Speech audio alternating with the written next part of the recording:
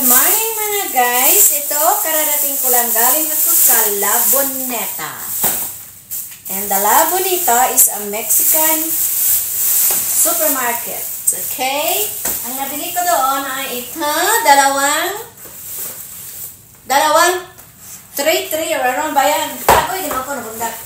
Itlog na dalawang box. Ayan. Mayroon akong kapayas na hinog. Masarap-sarap. Ang tamis. Maganda kasi yung sa Mexican na store ay parang Pilipinas din yung kanilang mga paninda. Ayan. At mayroon tayong bumili ako ng 4 na yun malapit ng maluto na avocado. Avocado ang healthy na prutas. Kumain kayo. Ayan. Avocado natin. 4 lang. Good for 1 week. Tapos mayroon tayong talong. Ang talong nila super lucky. Ganyan. Maliit pa nga yan. Ang maliit lang ang pinili ko. Kasi bago talaga siya guys. Bago. Bumili ako ng ahos para sa mga wakwak. Ayan. Ano ba ito? Ano ba ito?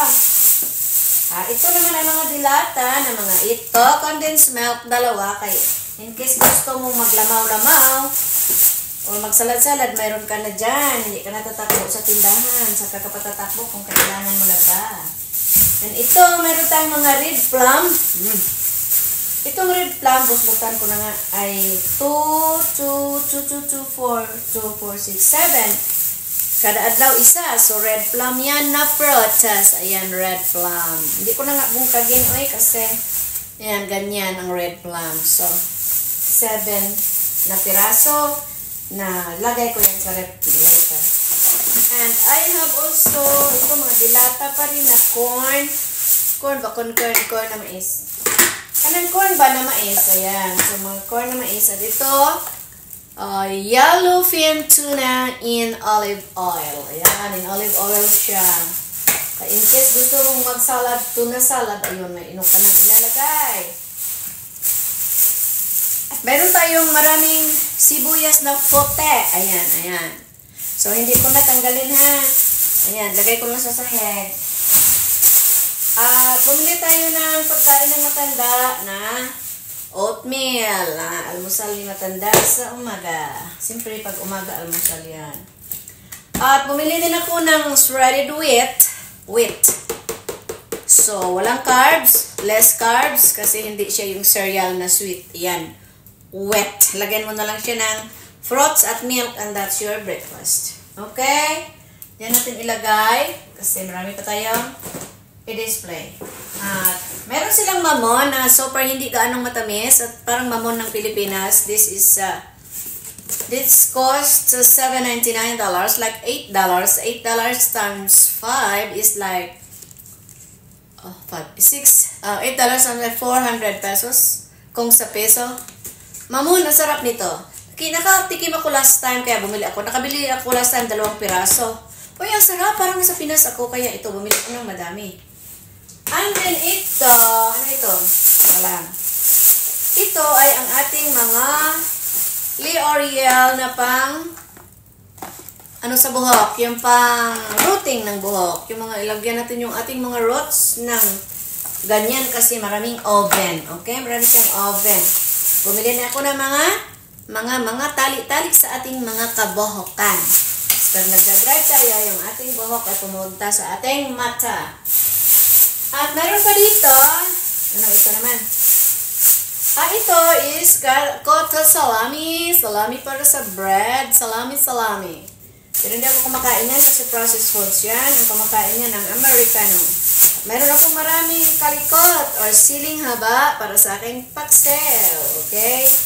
At meron akong string beans na kung minsan, ayan, i-steam ko lang ito.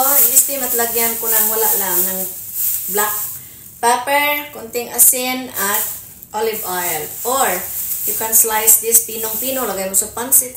Or, you can slice it na maliliit, lagay mo sa ground beef. Okay? Ayan. See, string beans. Ano pa ba? So, ito yung ating nabili ngayon. So, here comes the cheese. Hindi naman ako kakain ng cheese. Pero bumili dahil si Americano, mahilig sa cheese, kada kilos cheese, butter, ito yung butter na laging ginagamit nila pag naggisa or nagprito. Ako naman si olive oil, sila butter. Okay, so meron pa tayo dito. Ano ito? This one, uy, mansanas. Ayan, mansanas na masarap. Mansanas ng Laboneta. Matamis siya. Ayan, so bili tayo niyan kasi iyan ang ating hinahat-hat na snack. Once a day lang tayo kumakain ng big meal, then prutas ng iba. Okay. Meron pa dito mga... Meron pa. Ayan. So, ito, ano ito? Ay, bumili pala ako ng kamote. Ayan. Itong kamote na ito, kamote na Japanese yam, siyempre puti siya. Ano siya, puti siya. Yan, pula siya, pero ang loob niya puti. So, this is Japanese yam. Super tamis. So, ganyan. Balatan ko yan. Slice, tapos ipatong ko lang sa rice. Kung mag-utang. Usay, ito. Sometimes, ito lang ang niluluto ko yan. Tapos, yung pares niya is paksiw. Yun lang. And I have this one. Mga gabi-gabi. Gabi or Palawan sa Ilonggo. This is gabi para sa Cebuano at sa Tagalog gabi. Nilalagay sa sinigang. Pwede mo rin ilaga at kainin. Kahit hindi mo na ilagay sa sinigang. Pwede. And then, bumilo ako nito ng syrup Turani.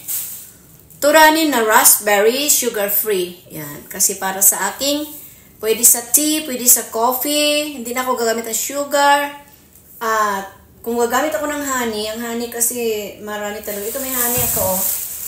Pero yung honey ko dito is hindi siya sugar-free. Ayan. May honey ako, hindi siya sugar-free. So, ngayon, papalitan ko ng Turani. Sugar-free raspberry syrup. Which is pwede mo ilagay sa coffee, pwede sa tea.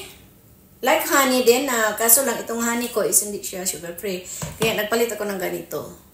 Hindi siya, pwede siya sa instead of maple syrup or corn syrup, ito na lang Turani kasi sugar-free na para ilagay mo sa ibabaw ng iyong hot cake or pancake. Ayan, sarap. Sarap nito. At saka healthy siya. Okay, ano pa ba? And this one, bumili ako ng tuyo na Kikkoman sweet soy sauce. Sweet soy sauce for rice. Pero pwede din siya itimpla sa mga sweet and sour fish or sweet and sour meat na lulutuin mo kasi may tamis siya. So, you don't need to use sugar. Okay? Ano pa? Ito, kamote yan. Kamote. Meron pa ako rito isang. So, ito yung nabili ko ngayong umaga. Lunes na lunes. Ito, nakakita ako sa Mexican restaurant or supermarket ng lemongrass tea. So, bumili tayo. Lemongrass, tanglad ba? Tingnan natin. Dito pa. Sakat kita ako ng Bandi, peanut patty, dulce de nuestra tierra. Peanut patty, kumalito di cacahuate. Kumalitos, iwan. Hindi ko maintindihan. So, ito maganda kasi konti lang cholesterol, 0 mg, fat, sugar.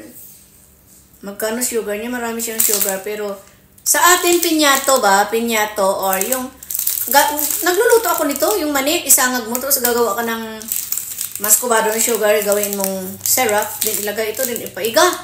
Ilagay mo sa dahon ng saging, ang sarap, ang bango. Ito sa kanila, hindi naman nila ilagay sa dahon ng saging. Pero sa amin, sa dahon ng saging, ilalagay ganyan, ibenta na.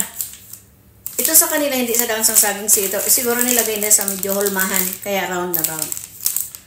La molienda, yun. Lo dulce de nuestra tierra, peanut patty, comalito de cacahuate, comaletos de alitos, iwan. Then, doon talaga kami pumupunta pag ang ganda ng Mexican na market kasi yung mga Romano tomato, tawag nila. Romano tomato. Ano siya, matigas siya kahit mga 2 weeks na sa rep, talagang fresh kasi ang kapal nito, ang kapal. Hindi siya madaling madunot o malata. Ayan, so doon kami bumibili. Ano pa ba? Meron pa dito. Ito pa. So ito, Cheerios, si Americano ay walang pakiyan sa kakainin niya. Hindi siya pumipili. Kaya ito, Honey nut, my sister makes my heart happy. Naturally. Ano ba ito? Hindi naman siya oat. Hindi siya oat. Oat cereal din pala with real honey. Pero may honey. So, matamis siya. Pero ano siya? Whole grain oat cereal. So, oatmeal din pala siya. Okay. So, healthy din siya. Pero ang akin talagang wet siya. Shredded wet without sugar. So, ang mo, lagyan mo lang ng gatas na fresh milk and then lagyan mo ng banana, avocado, or papaya, any fruit, ilagay mo dyan kung may fruits ka. Kung wala, pwede naman. Na wala din gatas at yan. So, wet siya. Sige. Wet. Iba-iba ang mga pagkain natin. Iba-iba ang pagkain ng tao. And this one ay ang ating hilaw na, pinipili ko talaga yung hilaw na banana kasi para aabot naman ng 1 linggo. Kasi kung bibili ka ng hinog, bukas lata na. Bilis siya malata. So, yan lang. Hilaw lang muna kasi may papaya pa naman nakakainin. Unang kakainin yung papaya kasi malambot na siya at ripe na talaga siya. So, ipahuli natin kainin yung strawberry. Strawberry ay huling kainin at ang papaya. So, pwede mo siyang i-mix at gagawing shake kung super hinog na siya. Pero kung hindi siya hinog, mas maganda kainin mo yung banana na hilaw-hilaw pa. And then, what more? Ang avocado, unahin kong kainin papaya din avocado kasi mga hinog na sila. Pero ito hindi pa. Mansanas, walang problema kasi kahit 3 weeks yung mansanas, hindi siya maaano. Okay, bye. Pas ang bunganga kasi ako'y nagugutom na. Bye. Thank you for watching.